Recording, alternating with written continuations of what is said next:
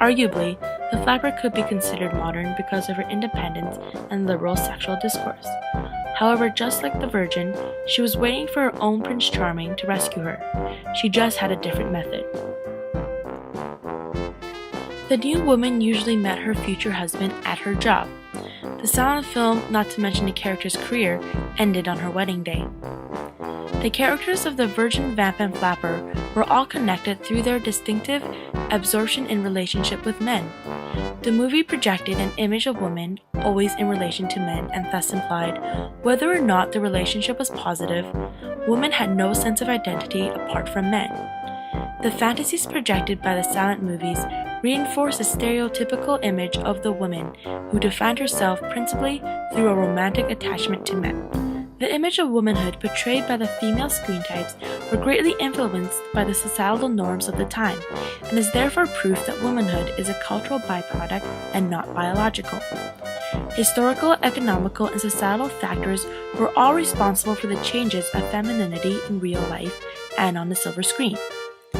Through the cinema, images and concepts were introduced and reinforced to mass audiences. As much as photography and advertising, silent film was a tool of mass media that contributed to the discourse of mass society. The concept of mass society rejects the individualism of the public sphere and uses the power of media to manipulate the masses.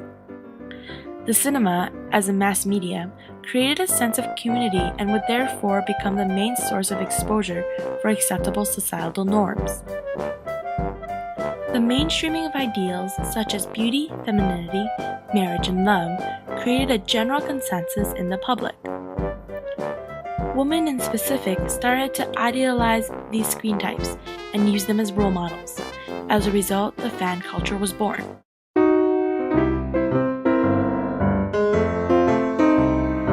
During the early 1910s, silent film began catering towards young women, because industry heads recognized them as a growing part of the motion picture audience. As a result, serial movies were specially created to target this audience. These movies were short, usually 10 minutes long, multiple installments that were released over a period of a few months.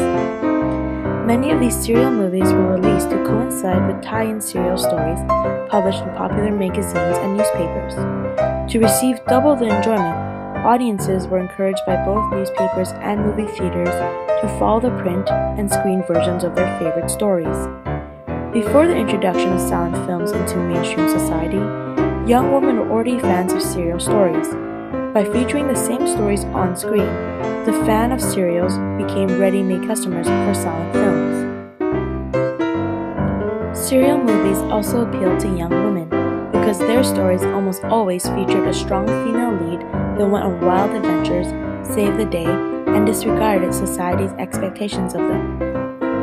Movies like The Adventures of Kathleen and The Pearls of Pauline all showed young women leading independent lives, noticeably free from family obligations, marital bonds, and motherhood, and they all promoted a kind of modern feminism. Serial movies also blurred the lines between reality and fantasy in two different ways. The newspapers and magazines that had tie-ins with serials also ran contests that asked audiences to put themselves into the shoes of their favorite heroine and create dialogue for scenes they saw on film or create backgrounds in future plots.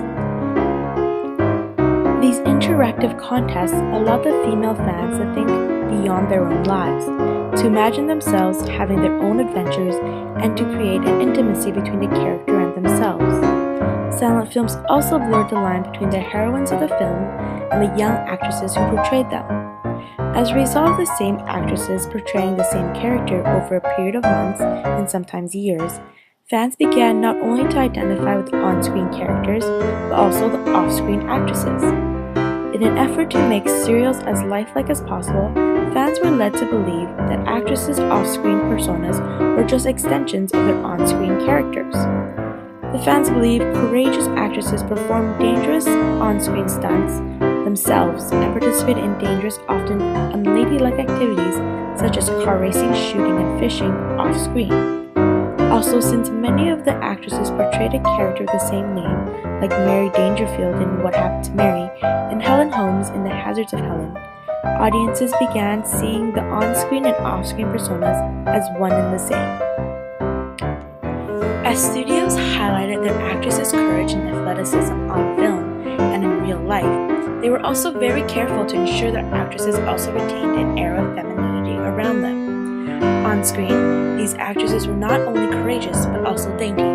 They could wrestle with tigers while looking beautiful. Off-screen, newspapers emphasized in celebrity profiles that actresses combined marriage and work, motherhood and professionalism, pie baking and lion-taming, resisting the opposition of strength and femininity.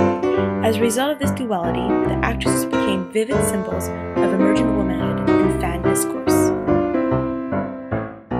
These serial movies resisted the virgin archetype characters most actresses played during this time period. But these serial adventures also always ended with the female lead character choosing to marry and settle down, giving fans ideas on how to be strong, modern, and feminine.